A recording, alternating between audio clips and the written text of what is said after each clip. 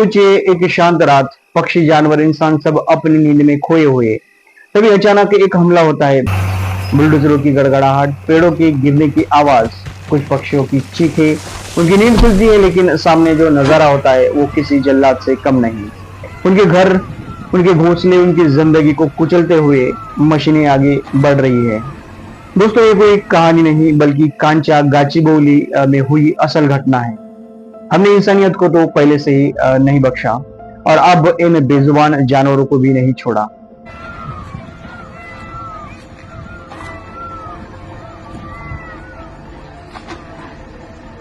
नमस्ते दोस्तों, स्वागत है हमारे चैनल पर। मैं केटी राठौड़ आप सभी का स्वागत करता हूं।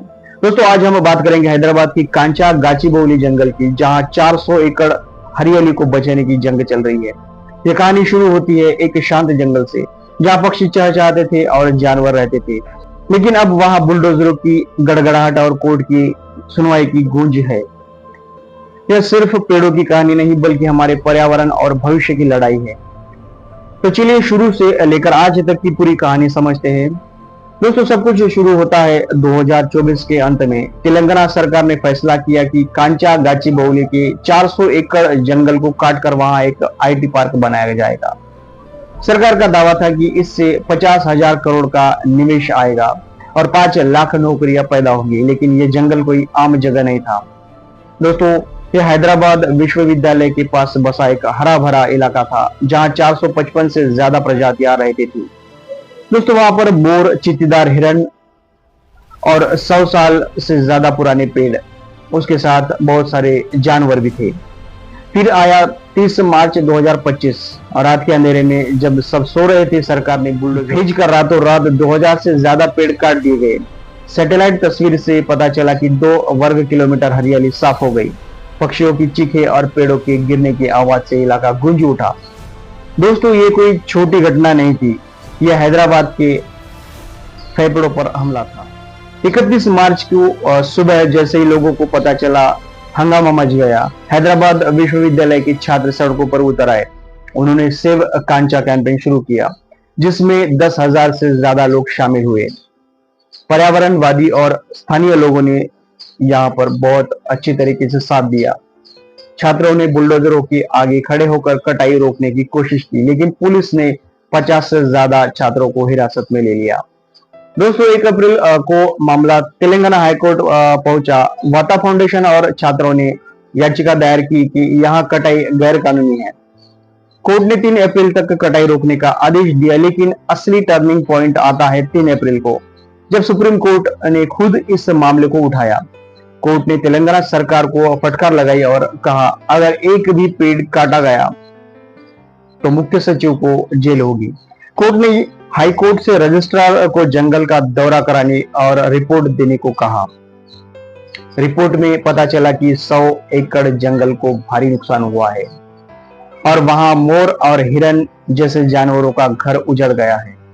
दोस्तों, काफी विरोध और कोर्ट के दबाव के बाद 4 अप्रैल 2025 को तेलंगाना सरकार ने अपना रुख बदल दिया।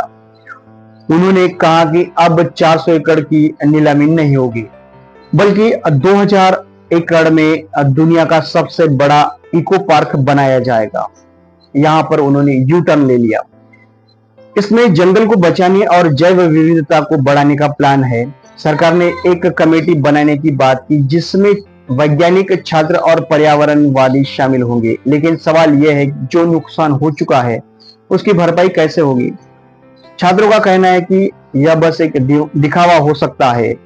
दोस्तों, उसके बाद केंद्र सरकार भी हरकत में आई। पर्यावरण मंत्रालय ने तेलंगाना से पूरी रिपोर्ट मांगी और कहा कि पर्यावरण कानूनों का पालन करना होगा। अब तक का नुकसान क्या है? अनुमान है कि 10,000 से ज्यादा पेड़ कट चुके हैं। इसमें तापमान 1 से 4 डिग्री बढ़ सकता है। 233 पक्षी प्रजातियां, 72 प्रकार के पौधे और 200 चित्तीदार हिरन खतरे में है। इसमें पहला सवाल यह है कि क्या इन लोगों को नहीं पता कि पेड़ ऑक्सीजन देते हैं? एक पेड़ साल में 260 पाउंड ऑक्सीजन बनाता है। अगर पेड़ नहीं रहेंगे तो हम सांस कैसे लेंगे? उसके बाद दूसरा सवाल, विकास के नाम पर जंगल बेचना कौन सी नीति है? सरकार पहले आईटी पार्क की बात कर रही थी, अब इको पार्क की। ये जनता को बेवकूफ बनाने का खेल तो नहीं। उसके बाद तीसरा सवाल ये होता है कि क्या पृथ्वी को बर्बाद करके दूसरा ग्रह बसाने का प्लान है? अगर है तो पहले हमें बता दीजिए भाई। दोस्तों 5 अप्रैल 2025 तक का क्या हाल है? सुप्रीम कोर्ट ने कटाई पर पूरी तरीके से रोक लगा रखी है। अगली सुनवाई 16 अप्रैल को होगी। छात्र और पर्यावरणवादी अभी भी सड़कों पर है। दोस्तों उनकी एकता को सलाम करना बनता है। सही में उनकी जागरूकता और हिम्मत की वजह से आज 400 एकड़ जंगल बच गया है। इन सबका दिल से अब मैं धन्यवाद करना चाहूंगा, लेकिन हमें भी ऐसी जागरूकता दिखानी होगी। दोस्तों सोचिए, अगर हरदोई जंगल कटाई के वक्त ऐसे एकता और एक्शन होता तो शायद वो भी बच जाता। शायद उस वक्त सरकार ही उसे बचाना चाहती हो। शायद रकम मोटी हो सकती है। खैर, सरकार और बिजनेसमैन की डीलिंग से जंगल और पृथ्वी को बचाने की जिम्मेदारी अब आम नागरिकों पर भी आ गई है। इसलिए हमें आगे आना होगा और हर नागरिक को अपनी आवाज उठानी होगी ताकि जंगल और हमारा भविष्य सुरक्षित रहे। दोस्तों इस वीडियो को लाइक करें, शेयर करें और कमेंट में बताएं कि आप क्या सोचते हैं। दोस्तों अपने आसपास एक पेड़ जरूर लगाएं और सरकार से कहें कि जंगल बचाएं। Save the tree, save the plant, save the jungle trend चलाए। साथ मिलकर हम बदलाव ला सकते हैं। नमस्ते दोस्तों, अगले वीडियो में फिर से मिलेंगे अगले एक